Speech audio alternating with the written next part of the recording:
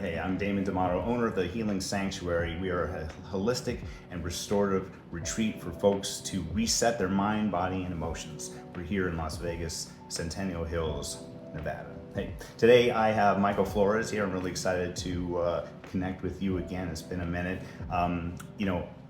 We met through a very talented young lady named Laura, who was a fitness trainer many years ago, about almost 12 years ago. And she had referred you to me because of the work that I do, and felt, at that moment, substances and alcohol and whatnot were a part of your life, and this would be beneficial.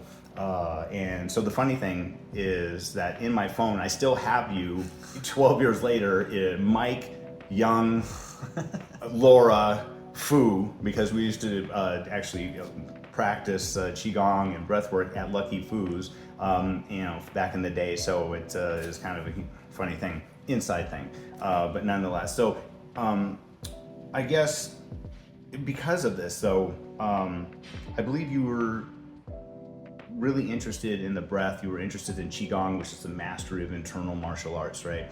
And so what was it about like the breath and Qigong that really kind of you identified with? Well, at the time, as you said, I was living a much different lifestyle than I am now. I was heavy, drinking and going out and partying and doing extracurricular activities that I probably shouldn't have been doing, and I was just very lost. Yeah. And so when Laura came to me and told me about you, it just felt right because I didn't know where to go. And she told me who you were and what you did, and it just gave me some kind of a path to go on when I was, at the time, I didn't know where I was going.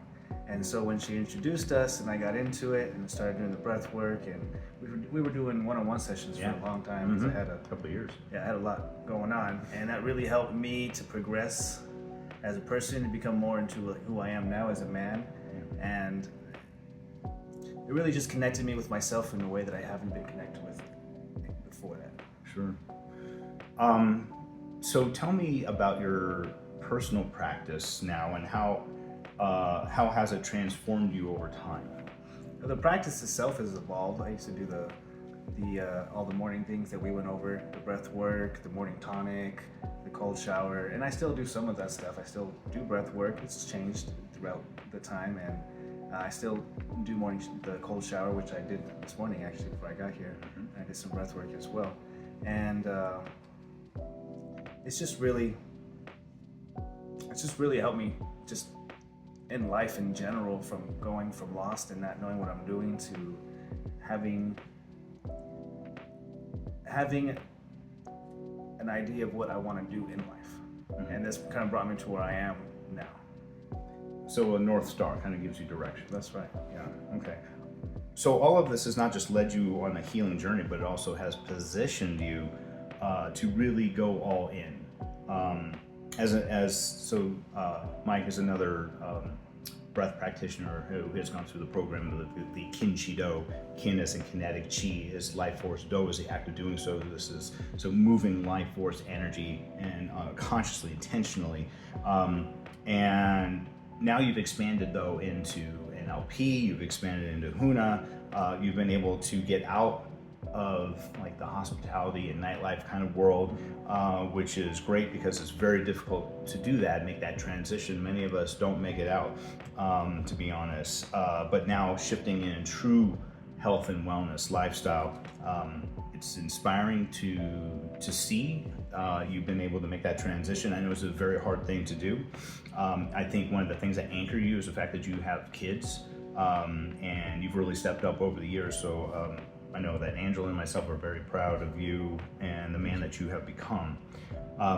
Tell me about the practice and all of the modalities and the practices that you do, and how do you infuse all of them and all of your healing modalities together when you're with, say, a guest or a client, and then if you'd offer me like maybe a success story, something that's really, that's really been prominent. Okay. So Kin Chi Do is the base of everything that I've done. It's kind of what I started with, Qigong and breath work, which kind of transformed into Kin Chi Do. And then at some point I got into meditations, and then from meditations I started learning about hypnotherapy, and I got into hypnotherapy, became certified hypnotherapist, and then later became a NLP practitioner and a master practitioner of NLP, and then I learned Reiki and Huna, and I just kind of put it all together now when I work with clients on a one-on-one basis in a therapeutic situation. I use all the modalities, and again, the basis is Kinshito because that's something that I could help them be able to do on their own. Because NLP hypnotherapy, it's, I'm helping them in the moment, and it helps rewire the mind, yes, and sometimes we need something to do on our own when things happen, and that's where Kinshito really steps up. And they have, they have the different breath works, they have the different things they could do in the morning and night to help them regulate their own nervous system without having to always have someone else there. Yeah, sure. Okay. And then as far as, so one of my clients, he's a little bit older now, and he was married for over 30 years. And when I met him, his wife just passed away not too long before that. So he was just riddled in grief. He was probably around 68 at the time. He's 70 now, so this is a few years ago. He was overweight. His diet was poor. He had nothing to live for. And it's just this kind of person you would see, and immediately you could just smell the grief. And the first thing he would do was just talk about his recently deceased wife, and it was just, he was a mess, and he was starting to have heart problems, and all kinds of conditions were developing, partially because of the grief, partially because of, he was just, and this man has never drank or done drugs or anything. He was very successful, but just physically and emotionally he was destroyed. And I used all the different modalities, having to do breath work, NLP, hypnotherapy, everything, and now he's lost about 60 pounds, and again, he's 70. Probably the best shape of his life that he's ever been, because he's never worked out before that. All corporate his whole life, CEO life, all that. Yeah. So just work. He has a good relationship with his daughter, which before he loves his daughter, and he moved to where his daughter is for that. But he's lost weight. He's happy with life. He has friends. He's spending time with his grandchildren, and he's the healthiest he's ever been in his life. Yeah, that's. Grief can be difficult, sorrow leading to sadness, and we started getting into the mind, and we know that the lungs in traditional Chinese medicine, grief is held in the lungs. So having the ability to learn something that you can move through, you're not going to get over it, but if you can move through it, because it's got to come up to get out. So if you can learn how to breathe in those difficult moments, and I call it conscious communication, where instead of getting into story, with say talk therapy, which is helpful as well, but also having a way on your own to breathe through those emotions, and it becomes a little bit lighter. That grief becomes a little bit less, and then you begin to find yourself on the other side of things. It's neurochemicals.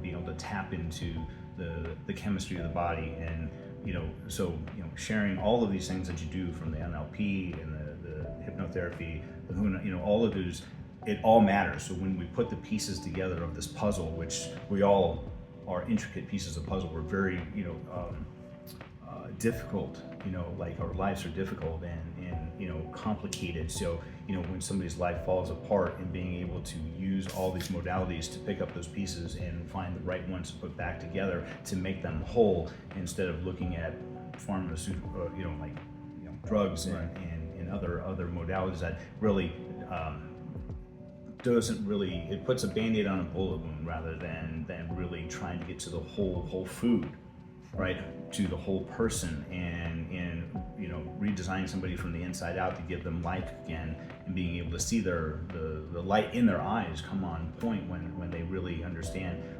that where they are is not who they are. So anyway, I appreciate everything that you do. I appreciate your story and the relationship and friendship that we've had for well over a decade. Looking forward to seeing what you're going to continue to do. I think you're just getting started, which is awesome. So if anybody wants to be able to reach out and connect with you, your Instagram handle is what? Mike Flores NLP. Mike Flores NLP. Awesome, very good. All right, well, thank you very much. Thank you very much. All right, Always a pleasure. All right, brother.